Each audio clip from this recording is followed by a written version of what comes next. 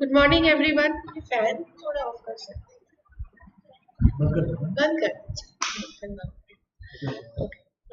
thank you. Good morning, everyone. Today we are going to talk about the models and contents of health education. So both these things come as short notes in your exams. You can either be asked a short question about what are the different models in health education, or you can also be asked about what are the contents of health education. Otherwise, also, even if it is not a exam question, you should know that what are the things we try to teach or we try to propagate through health education. What are the messages and how they should be tailored according to the patient that you have through your health education messages. So in this lecture we are going to briefly talk about what have been the various models and what are the contents. Please explain.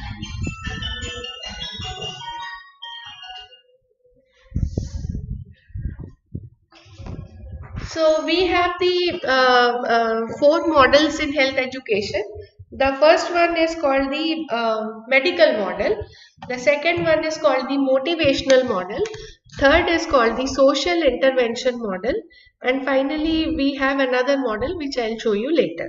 So, what do we do in the medical model, or what is the structure of the medical model? So, this model hugely rests on recognition and cure of disease. Okay, so all the medical knowledge.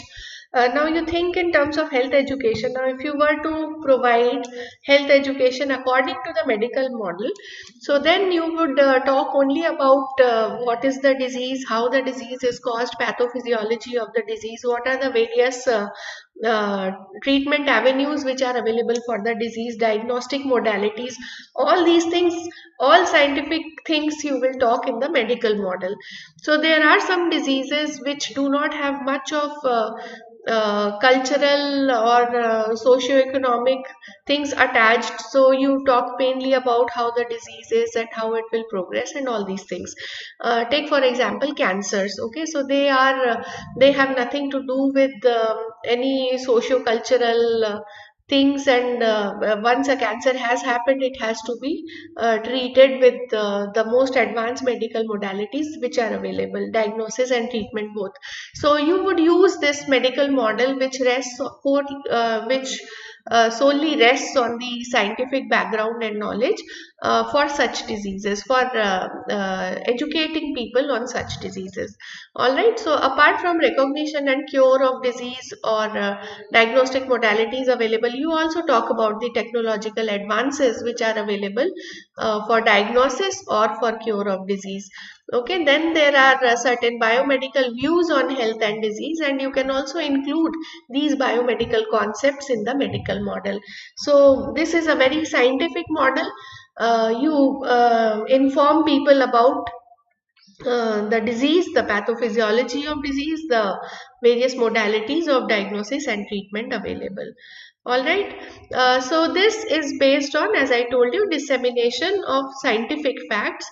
So if a child is suffering from diarrhea, so you explain how ORS can help in um, uh, retaining the water in the body and then help the child to recover from dehydration.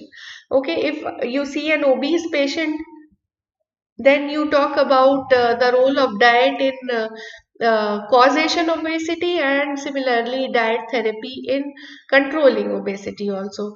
Okay, if you see a patient of angina, you can talk about the pathways through which stress leads to angina. So this is all scientific knowledge. There is no other knowledge involved here. In contrary to this, okay, so people act accordingly and they improve their health. So disadvantages of this model are that there is no emphasis on social, cultural, psychological factors, and you know that a lot of diseases are either a result of these factors or they have implications, especially social and psychological implications are a result of most of the diseases, because people are debilitated, they lose their pays, paydays. Okay, so they have their own social and psychological implications. So if a person is suffering from obesity, it is not that he is very happy about it. and you just give some diet counseling and he will improve dramatically. We have to understand that there are so many things revolving around causation of obesity, like a person's lifestyle, stress levels, and so many other things. So these things are not taken into account in the medical model, and as a result there is no stress on these factors in this model. Okay, second is it does not bridge the gap between knowledge and behavior. Okay, so what we know and how we behave accordingly, according to our knowledge, it does not bridge that gap. Now, if we take the example of our COVID-19 pandemic, okay, now people have come to believe that it is in a waning phase, it has gone away, it never affected us, okay, it cannot affected us, whereas the truth is that it can affect anybody and everybody, and we are currently in a phase of emerging second wave, you can say. Okay, so so much is the knowledge. People have been talking about hand washing and social distancing and everything, and these are proven to help. Okay, still people, how many people do you see are following these norms? Okay, how many people are washing their hands? How many people are distancing themselves socially from each other at workplace or anywhere else? So, what people know and is their behavior according to what they know. It does not, the medical model does not attempt to find out this gap, and neither does it address this gap. It just tells you that you wash your hands, it will keep you safe from COVID. Whether you are actually doing it or not, the model does not assess. Okay, so then we have the motivation model, which is the second model. So as the name suggests, here you want to motivate a person to, you make him knowledgeable, and then you want to motivate a person to follow that particular behavior. That means you want to translate the health information into health action. Okay, and then this model is not very simple. You have this example of COVID, you have so many other examples. You have the example of obese patients, you have the examples of anemic patients. Okay, you have the examples of smokers, alcohols. You tell them not to do it. Is it so simple that they will simply not do it? Okay, so it is not a simple thing to motivate somebody towards a healthy behavior which he has not been doing or which he has been neglecting. So it takes a lot of effort. Okay, so what is there in this motivation model? There are three stages in adoption of a health information or any information for that matter. First stage is awareness. Okay, so first stage is he should be aware that these are the things or these are the diseases which are happening around me, and he knows that he can be affected by anemia, he can be affected by worms, he can be affected by HIV, he can be affected by COVID, and so many other things. So he should be aware that he is susceptible, the person is susceptible to be infected by any of the diseases. The second stage is motivation. So this is the stage where the health worker has to push in a lot of energy and try to understand how the person will behave in future. Okay, he has to generate enough interest in the person in these diseases that a person gives a commitment that okay, I now I know about these diseases, I know what they can do to my body and to my family and to my community, so I am very motivated to protect myself against these diseases. So second stage is after awareness you get motivated to take better care of yourself or to protect yourself from those diseases, and finally when you are motivated you act accordingly. Okay, so take the example of the COVID-19 pandemic. First we did not know what it was. Okay, then we got knowledge from various sources, from Google, from news, from this, from that, and then we looked at the trajectory of how graphs of how the number of cases increased in the initial few days. We did certain experiments like lockdown and these things, and then we found out that the disease does not stop. So this was all the stage of awareness when people got aware that yes, it can affect anybody and everybody. And then came the stage of motivation when they decided that no, we will not let COVID affect ourselves. So they started following all these social distancing norms, curfews, and hand washing, so many other things, sanitation, and everything was a result of the awareness and motivation to protect themselves from the infection. And when they were actually doing all these things and telling everybody to do it, it was translated into health action. So the first stage of awareness, or knowledge, it got translated into action. So that is your motivation model. Okay, so from here, awareness to action, that is the stage of motivation. Okay, so finally, this is awareness. Awareness is information of health needs and the problems. What are the various programs, public programs which are available? Okay, all these things you can talk about under awareness. Then when you talk about motivation, again there are three stages within motivation. Individual shows interest and seeks more information. There is evaluation of various aspects of the new idea by consultation and cross consultation, and these days people do a lot of Google consultation also. Okay, and finally they make a decision as to what they are going to do about preventing themselves from such diseases.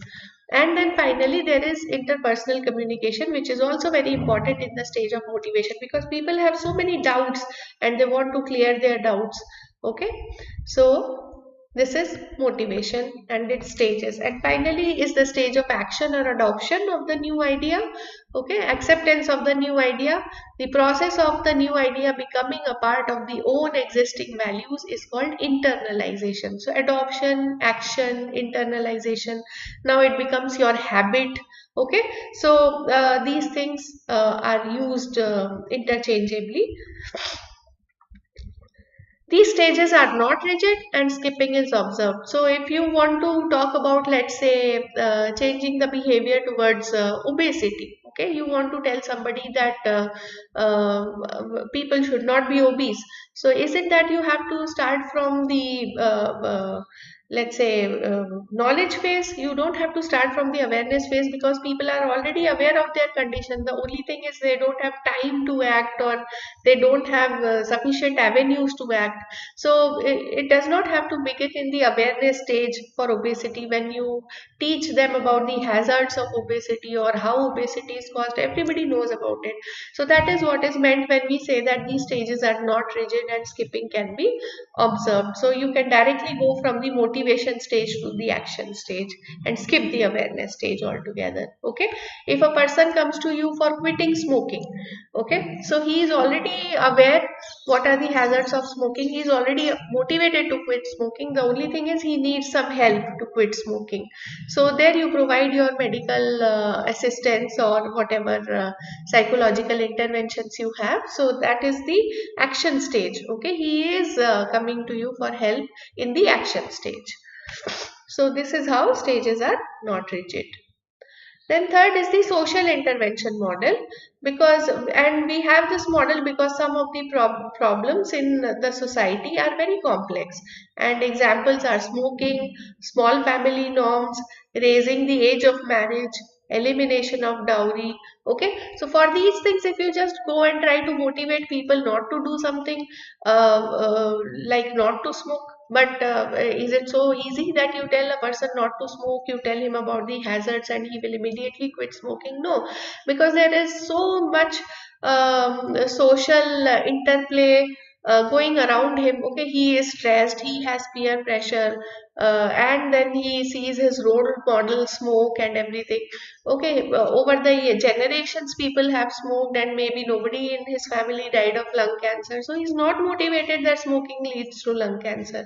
Okay, so if other people in the family have been spared, he will believe that I too will be spared, nobody had cancer in my family. So it is not easy to motivate these people. So motivation approach for all these things, for small family norm where the pressure for having a greater number of kids come from the elders and from the society, that okay, one child is not enough, what will happen, he will leave the house, who will take care of you in the old age? So such arguments keep coming up from the family and from the society, because of which parents get confused and then they want to have a second or a third child, so that it acts as a pillar of support during their ages of dependence. So similarly, you see all these things, these are not medical problems, but these are more of social problems. So for these, your motivation approach is insufficient. So there are some other facts which surround the social intervention model. And these things are that social environment shapes the individual and the community. Okay, so his thoughts are not his thoughts alone, they come from community also. And people prefer to do things done and approved by others. So if everybody in the family has had a large family in the past, so it is very likely that the current couple also will have a large family, because that is a thing which is going on within the family or within the community. Okay, so for that, group support is important for acceptance of the new idea.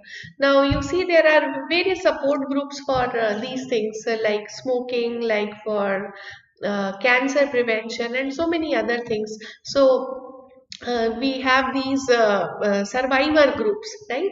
So they act as motivational groups or support groups when a person is going through an experience of quitting smoking. Then the support group, if he meets up with the support group very often, they will also share similar experiences, and he will find that he is not alone and people have been able to do this successfully, and they also came from the similar background. So he will be motivated, and he will not give up so easily.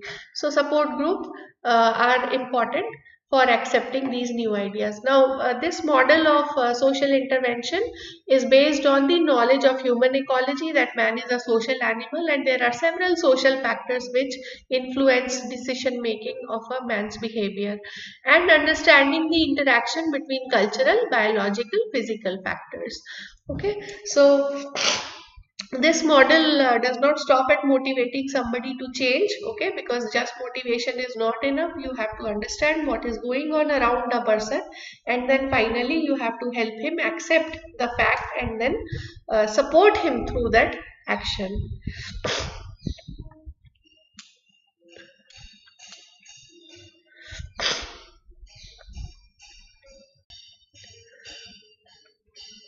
All right, so there has been some glitch. Okay, so we were here when we last left.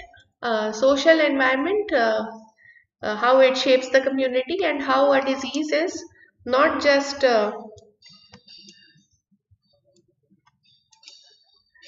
sorry. Okay, this is based on knowledge of human ecology, and based on the understanding of the interaction between cultural, biological, and physical factors. So it is a so you need many coherent strategies, or strategies to stick together, and combination of approaches to change the lifestyle. Just one giving one knowledge, motivating a person to change one behavior may not be enough, because there is an interplay of factors. So you have to address this problem in total, and address each factor individually, and support them throughout this change. Now let us look at the contents. Okay, what do you address, or what are the contents in health education? What are the things that you teach in health education? The first thing that you teach is human biology. You can talk about nutrition, you can talk about hygiene, you talk about family health, you talk about disease prevention and control, of course. You also talk about mental health and prevention of accidents, and you talk about use of health services. Okay, so in human biology, which was the first point, what are the things that you talk about?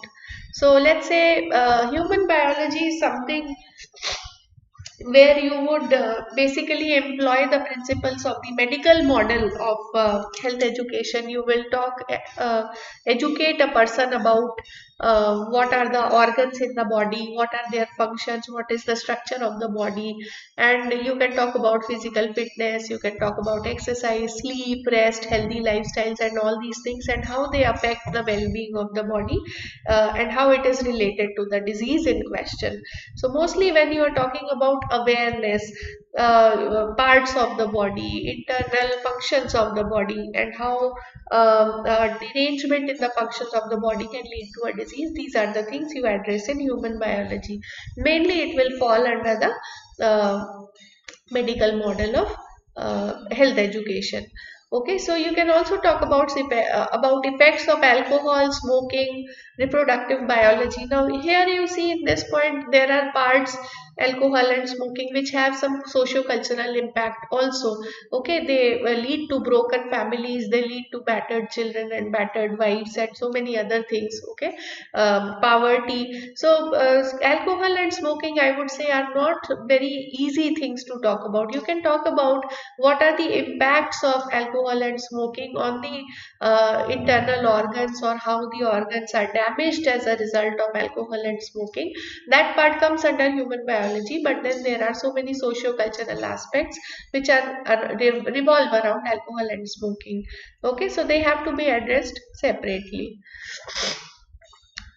So best place for teaching human biology is in a school. Okay, so there is a sequential health curriculum, there is in-depth learning and experiences, there are healthy and hygienic practices, and this is taught by way of books and classroom material. Okay, so your target audience when you talk about human biology is educated group of people, okay, who know what you are talking about, who know that you are going to talk about the consequences of infection or of an unhealthy practice towards their body and its functioning. So in-depth learning is required for this. Just stating the effect in one line is usually not sufficient.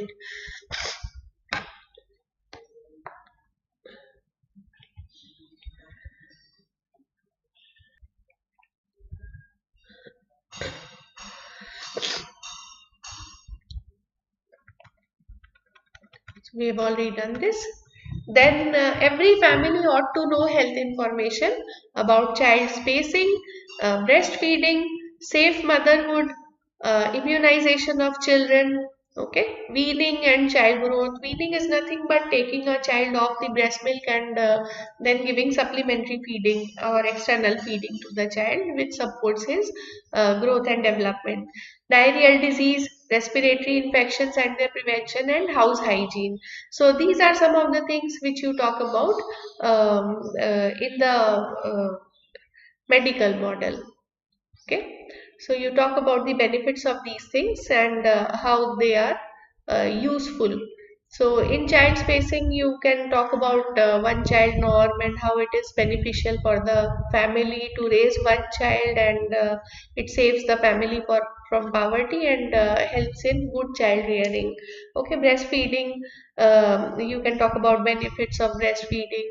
Okay, how breastfeeding is sufficient for the child's and necessary for the child's growth and development. Sorry, how it protects the children from infection, repeated infection. So all these things you can talk about breastfeeding. Similarly, safe motherhood, what are the avenues available, what are the components of safe motherhood, why every woman should have institutional deliveries. So all these things you can talk about safe motherhood. In immunization, what do you want to talk about? You can talk about the program which is available. You can say that all vaccines are available free of cost, and where a child should be taken for his immunization. Before that, you have to build the mother's knowledge or the participants' knowledge about the various vaccines which are available and what is their role in prevention of certain diseases. Not only prevention of certain diseases, when you talk about the prevention of these diseases, you have to talk about the problem that is caused due to these diseases. Now, let us say BCG protects against tuberculosis. Okay, so if you have to motivate a mother to give BCG to her child, so it is not very easy to say that you just give BCG to your child and she will give it. You have to tell her everything about tuberculosis. You have to tell her that tuberculosis is a public health problem, what it causes, how it leads to disability, how it harms the bodies, how much mortality is caused due to tuberculosis in later life, and giving a shot now will protect your child from all these problems later on. Only then she might be motivated to give BCG at birth. Okay, so it is not very easy to say that we say, but nowadays that's why we are saying that educated people are your audience when you talk about human anatomy and these basic set of informations which are listed here on your screens. So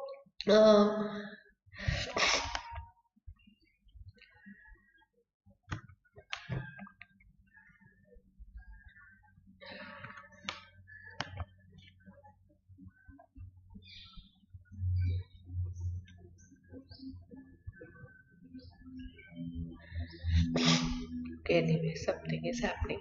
So, when you talk about diarrheal disease, what do you talk about? You talk about how diarrhea causes dehydration, how dehydration is a cause of mortality in individuals or children, and how giving ORS or home available fluids can protect the children from dehydration related deaths. Similarly, for respiratory infection, you can educate the mothers about what are the signs of respiratory infections, how they are caused, how they cause high degree of mortality. Actually, at this point, you should know that respiratory infections are the number one killers of children in India. Okay, almost 23% of the deaths in India in the under 5 age group are caused due to respiratory infections, which complicate into pneumonia. Okay, second most common cause, why these two only are listed and other things are not listed, is diarrhea is the second most common cause of death uh, among under 5 children, which is caused due to dehydration. Almost 17% of the kids die due to diarrheal disease and resulting dehydration. So these two things are preventable, very preventable, if you give proper knowledge to the mothers about how they are caused, what are the early signs and symptoms, how can you identify whether the child is getting complicated or some complications are coming up or not, how to identify dehydration early in the house and tackle dehydration early in the house. Okay, similarly for pneumonia, they have to count the respiratory rate, they have to keep the child warm, they have to keep on breastfeeding the child to take care of its nutrition. So many simple things which can prevent respiratory infections and its complications in under 5 children. So every family ought to know about these things. Another component of health education is nutrition. So nutrition is this knowledge of nutrition is actually to guide people for optimum and balanced diets. These days you see that diet of the people has changed, and people are moving towards organic food, healthy food, but a lot of people are suffering from nutritional deficiencies also, a large majority. So people have to be educated about what is good food, what is good eating practices, and how their meal should be balanced, and what are the parts of the plate, and so many things. Technologies are available to provide nutrition to the food, fortified foods, and so many things. So you need to educate people about these things and promote good dietary habits. Okay, so second thing is, we also need to educate people that the more calories does not mean good health. Okay, particularly in Andhra, I have seen, here in this part of Telangana, I have seen that in our own hospital, if you go and visit them, postpartum mother, okay, a mother who has just delivered, okay, what is she eating in her lunch? She is eating one full plate of just rice and pickle. Okay, so is it balanced diet for her? Shouldn't she have more protein? Shouldn't she have more veggies and the vitamins and minerals? Shouldn't she have a bit of salt so that she gets her daily dose of iodine? Shouldn't she have some juice and fresh fruits so that she has her antioxidants, she has her necessary vitamins and minerals? So just rice or eating, when you say that you're not eating enough, they will show you the plate and say, see, I am eating so much rice. So they have to be educated that rice only provides calories, and more calories or just eating a lot of rice will not help you. Okay, so this is not only with pregnant or lactating women, this is with many other sectors. Okay, working sector, people, industrial laborers, agricultural people, who do not go for very balanced diet but go for energy dense diets. Okay, there are several communities where only potato and rice might be their staple food. Okay, in the eastern part of the country, potato and rice.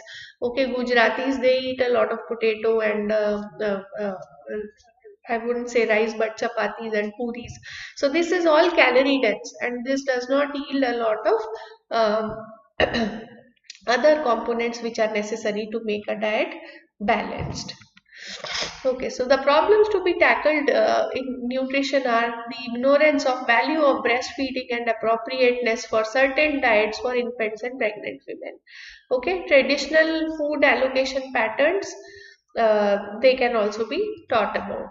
Now, for there are certain food restrictions in the culture which say that infants cannot be fed these things, or like people don't like to give bananas to the little babies. They say that it can cause cold, whereas the fact is babies are susceptible to cold because of poor immunity and not because of eating bananas.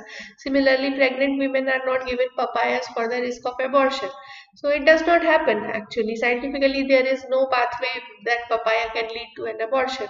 So they are only cutting on their sources of vitamin A and leading to further problems for themselves. So that is why traditional food allocation patterns and times they should be eating, good dietary habits and everything. These are the contents when you talk about nutritional information or nutritional knowledge. Okay, so now it's already time. I think it's already 10:15. We will stop here, and next time we will talk about the other contents in health education. So, if you have any questions, you can post them to me on my email or on my WhatsApp number. We'll be happy to answer such questions. Please keep reading. Please stay safe at home. Thank you so much.